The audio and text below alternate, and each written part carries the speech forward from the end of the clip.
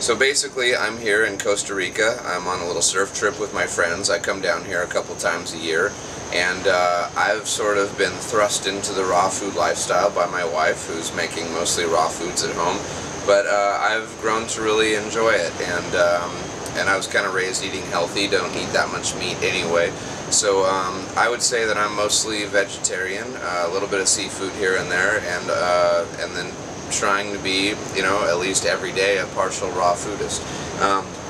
And I think for those of you who are transitioning or, you know, still eating meat and stuff like that, once you start doing a little research, thinking about it, and you just see how it makes you feel to be eating these fresh fruits and vegetables every single day, it makes a huge difference in your life and your health and your ability to go out and go surfing, everything else. And hey, you know what, when you're down here and you're having a good time in the jungle, you know, I kind of loosen up a little bit. Last night, for instance, had a pizza for dinner with shrimp on it and a couple beers, because my friend's a chef at Mary's restaurant here in Costa Rica. He owns the place.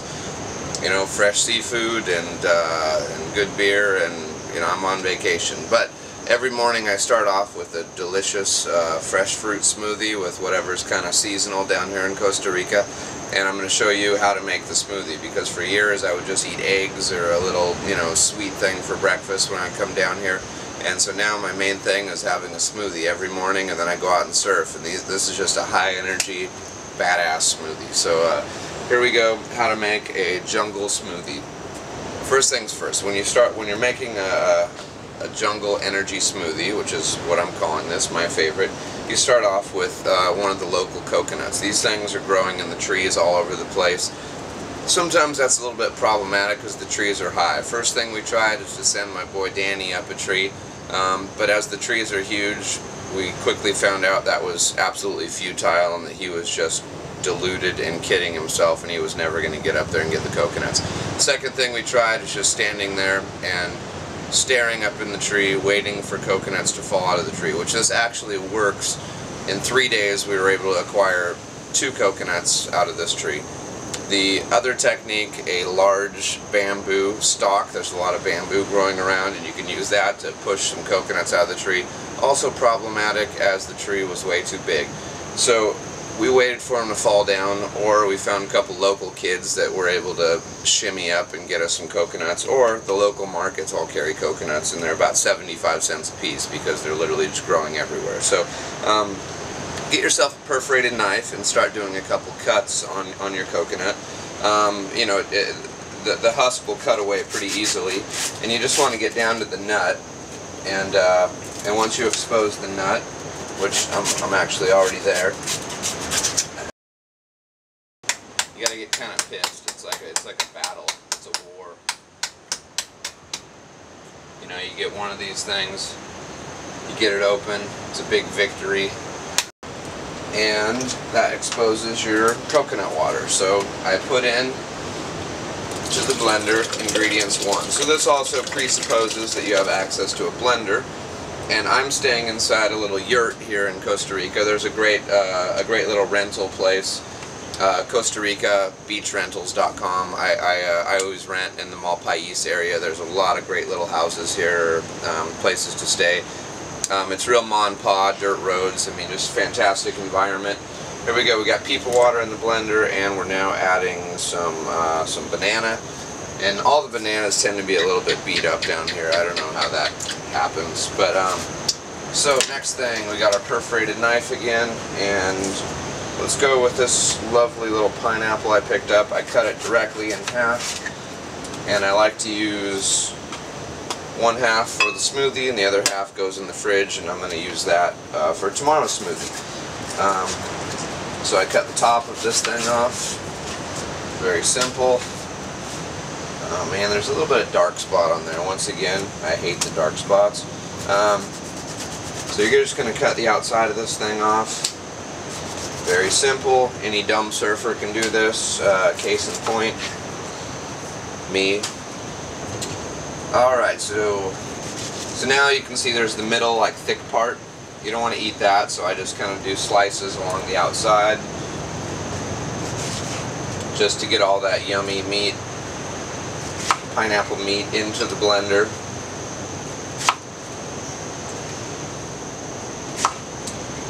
It's not a really exact science here. You just want to get it in your belly as quickly as possible. So there's a couple little shavings I can get off that thing. There we go.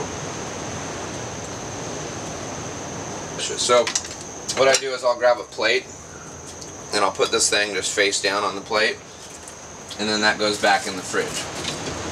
And I like to keep them all in the fridge because it makes my smoothie cold. That's also, I had my coconut inside the fridge also. And they just sit in there all night and the water gets all nice and cold. And then your smoothie is an ice cold smoothie. So now I got my papaya. I can already tell there's a bunch of weird brown spots in this thing too. But so I cut my papaya open. It's all full of seeds. Don't panic. Grab yourself a spoon. And you're just going to scoop all that stuff right out of there. So you can see it just really easily. And then the jungle is just so amazing, and the soil is so rich down here that I pretty much guarantee there's going to be a papaya tree growing here next time I come down. So you just get that, and then you're just going to scoop it out. Just use your spoon. Easy like Sunday morning.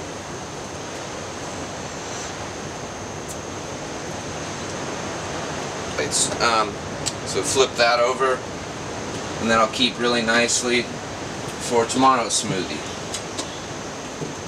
So here we are. We got our peepal water, our banana, our pineapple, and our papaya. Very basic. Any monkey can do that. And then I'm going to grab the lid, give it a quick little rinse, because one of the things in the jungle that you're going to experience probably anywhere you go in the world, whether it's Costa Rica or Hawaii or any place that has all this tropical stuff going on, there's probably a lot of little ants and bugs around and stuff like that.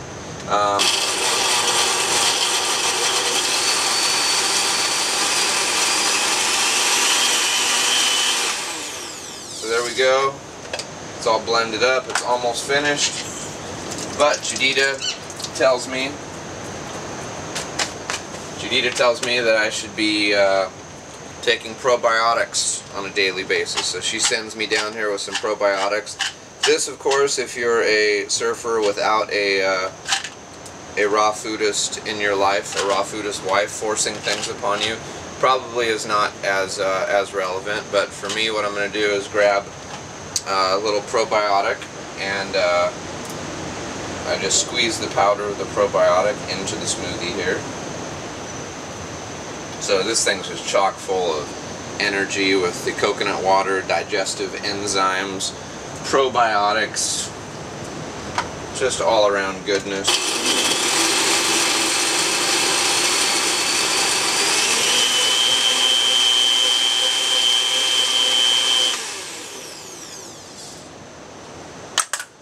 And then, you know, you'd think we're down here surfing, doing our thing, we're using up a lot of energy on a daily basis.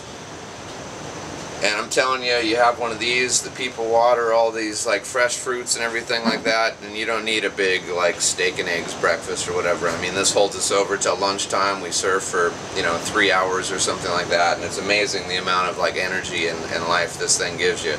So I'm gonna go ahead, and I got one of my surfer buddies just woke up, and he's wandering around aimlessly. So I'm going to pour him a nice big glass of this. Hey Danny, welcome to Flavor Country.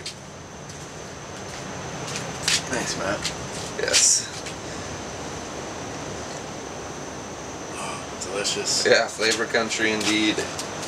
Alright, so there you go. That's how to make yourself a healthy jungle smoothie if you're an idiot surfer like myself.